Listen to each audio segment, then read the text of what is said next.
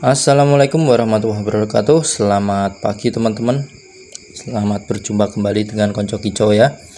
Dan untuk yang baru pertama bergabung di channel kami, tolong dibantu like, comment, dan subscribe, karena subscribe itu gratis teman-teman ya. Dan untuk pembahasan di video kali ini tidak usah berpanjang lebar ya, langsung saja. Dan untuk yang pertama-tama, semoga teman-teman tetap dalam keadaan yang sehat, dimudahkan urusannya, dan dilancarkan rezekinya. Amin. Oke. Untuk video kali ini saya akan bahas yang ada yang bertanya di kolom komentar ya teman-teman. Untuk burung sogon itu baiknya dijemur kerodong atau dijemur ablak seperti itu ya. Dan untuk menurut saya ya teman-teman, itu tergantung dari kondisi si burung. Kita harus lihat dari kondisi burung itu tersebut ya. Yang pertama kita lihat dari kesehatannya, burung itu sehat apa enggak, burung itu tahan panas apa enggak, terus burung itu suka dijemur berapa lama, terus biasanya dijemur itu waktunya singkat atau panjang. Itu tergantung dari karakter si burung sogon tersebut teman-teman. Dan kalau metode saya itu biasanya saya pakai cara seperti itu. Jadi saya lihat dulu karakter burungnya. Biasanya kalau saya jemur 30 menit burung sudah mangap, ya sudah saya angkat. Kalau burung saya jemur 1 jam masih belum mangap, ya udah saya terusin teman-teman ya, seperti itu.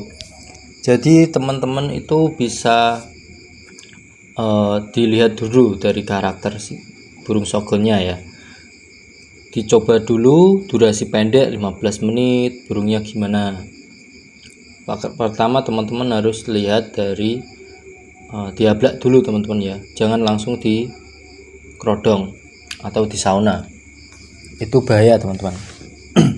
Karena jemur sauna itu sebenarnya itu resikonya tinggi ya, tapi untuk menggacorkan si burung itu memang bagus, untuk menaikkan birahinya juga bagus, untuk menaikkan emosinya juga cukup bagus teman-teman dari penjemuran sauna.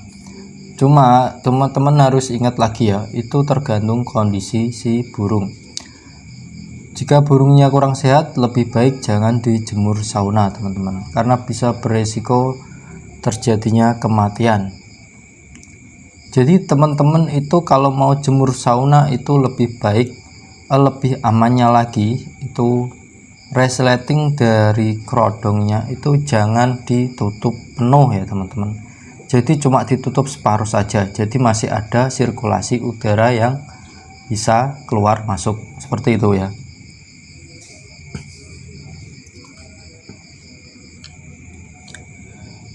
Dan kalau untuk burung bahan sebenarnya tidak perlu dijemur sauna teman-teman. Untuk burung bahan teman-teman harus fokus dalam penjinakannya terlebih dahulu. Setelah burung itu sudah cukup mapan atau sudah jinak, baru teman-teman bisa lakukan treatment yang berikutnya, yaitu seperti mandi malam dan juga jemur sauna teman-teman.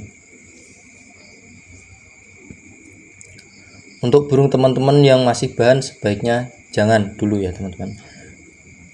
Lakukan penjemuran seperti biasa aja, tidak usah di sauna ya. Jadi nggak perlu resiko atau nggak perlu takut mati, karena bisa teman-teman pantau dari kejauhan sambil minum kopi ya, seperti itu.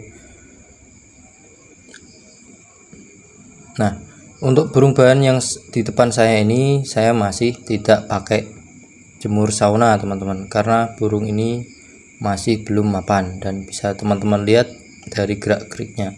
Dan kalau yang sudah ngeblok ini saya pakai jemur sauna.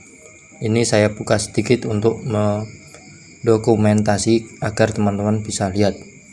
Ini sudah pakai jemur sauna, dan air tetap saya kasih, makan tetap saya kasih, cuma resleting masih tidak full saya tutup teman-teman. Jadi biar ada sirkulasi udara yang bisa masuk ke dalam sangkar, agar tidak terlalu berisiko buat si burung sogon tersebut.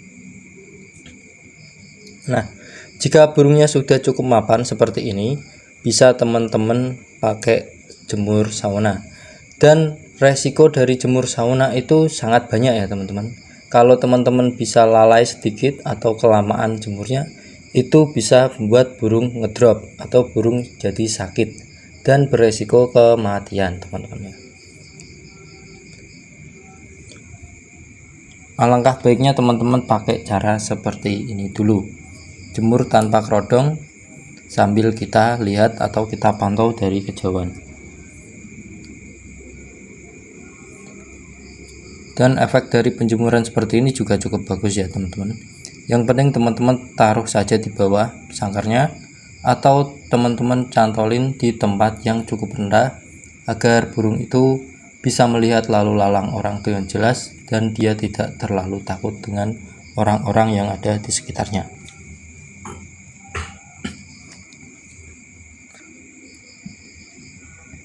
Baik teman-teman, menurut saya seperti itu ya untuk penjemuran. Lebih baik dijemur kerodong atau dijemur ablak. Menurut saya tergantung dari burungnya. Kalau teman-teman punya burung yang sudah mapan dan bahkan sudah gacor, lebih baik dijemur sauna biar lebih meningkat. Biar nanti pas digantang bisa biar lebih ngotot. Burung yang masih bahan atau burung yang baru, teman-teman lebih baik pakai biasa seperti ini tanpa kerodong dan bisa terpantau dari kejauhan.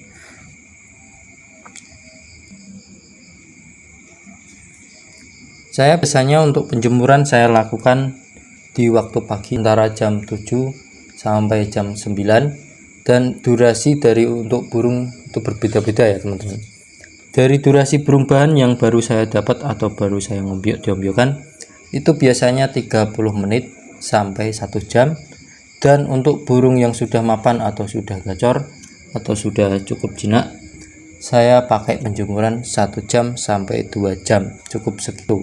Dan untuk burung yang sudah mapan saya pakai jemur kerodong, tapi masih tidak saya full kerodong ya teman-teman, karena takutnya nanti ada urusan mendadak dan saya lupa. Jadi saya tetap kasih sirkulasi udara. Jika masih ada sirkulasi udaranya, burung itu tidak terlalu beresiko ya teman-teman.